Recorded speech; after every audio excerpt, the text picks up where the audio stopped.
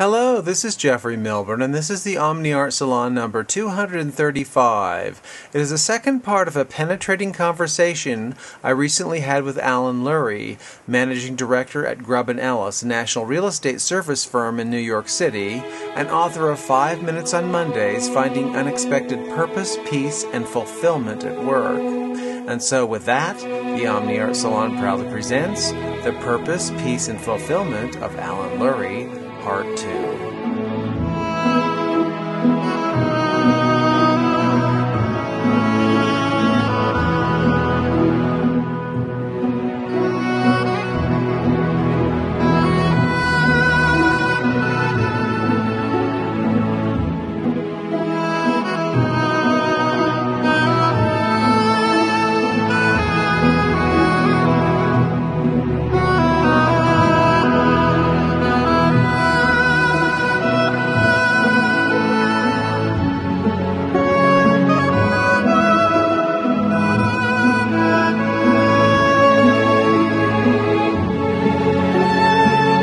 So, I have a really good question for you. Do you think that it's two parts? Do you think that we can create heaven on earth?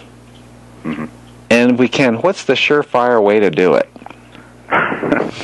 Wow. You ask fabulous questions, by the way. I get some interviews and they ask like, can you give me like 5 ways to make more money next Tuesday? So, I already know the answers to that. I don't know the answer to that, but I know the answer to heaven on earth. So heaven, it's I'm going to circle back to that. So I'm going to answer it. Okay. But in Judaism, we have a vision of something called Olam Haba, which is the world to come. And because we live in a country that talks about heaven as though it's a place out there, that if we're good enough, we go to, and if we're bad enough, we don't.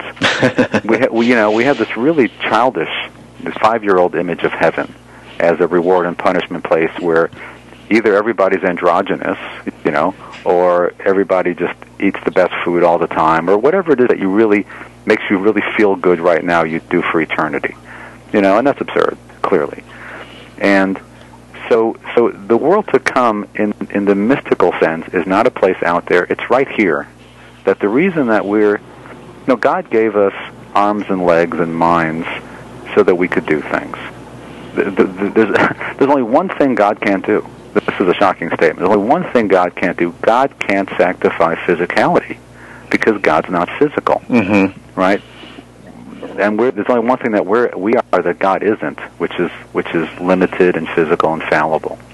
And God's great pleasure and joy and satisfaction in us is watching us, if you will, evolve to a place in which physicality becomes holy, in which the level of consciousness rises so much that the physicality itself vibrates with its energy, and in which our little ego needs, if you will, for ourselves burn off in that, and we live in total communion as our true selves, in awareness of who we truly are.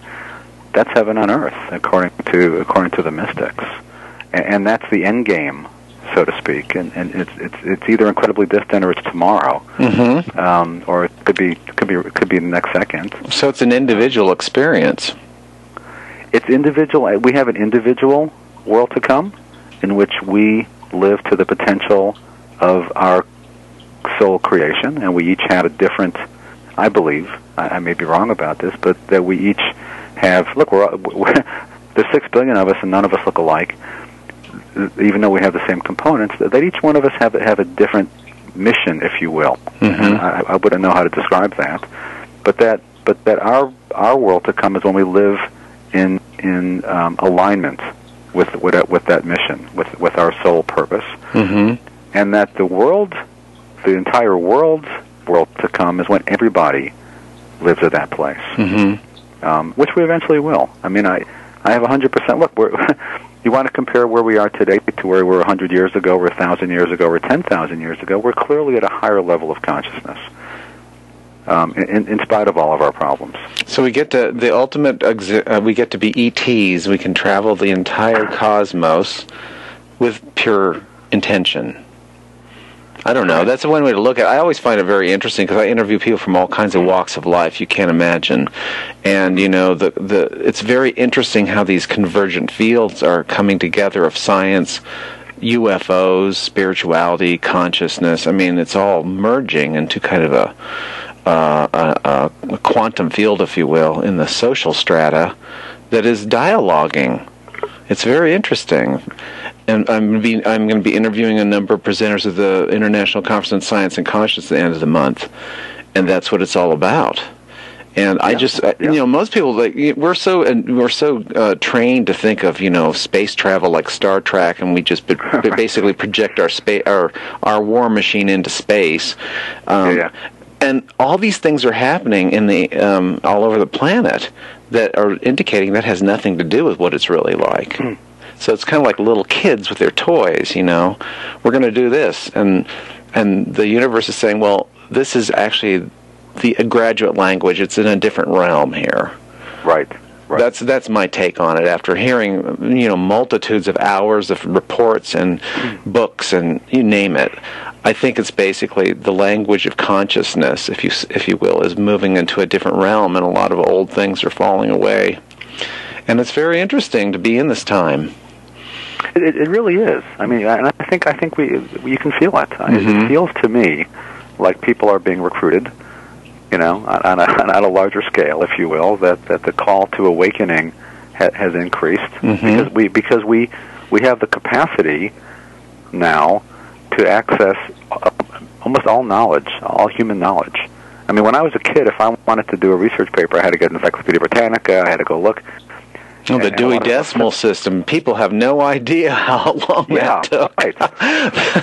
and information simply wasn't available to me. Now I'm sitting in front of my computer. I can find anything instantaneously, practically. I know, it's amazing. So the combination of the ability to access that information and, of course, the destructive capacity that we have right now in terms of our planet, I think the urgency is increasing. And the fact that, look, I go to a lot of management seminars.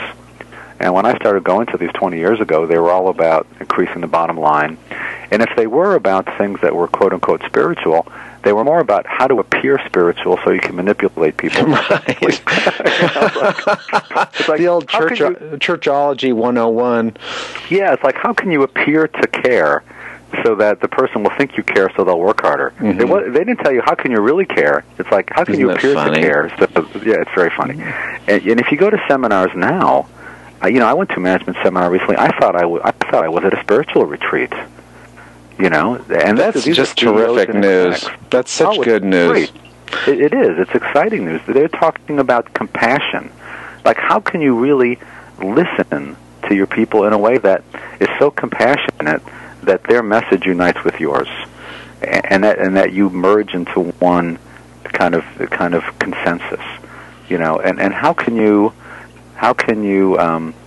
experience such gratitude that everything that comes your way, all the stumbling blocks that come your way, you're grateful for, and that you enthusiastically find ways to use that as an opportunity to move to another level. This is the kind of language that you're hearing at these management seminars. That's great.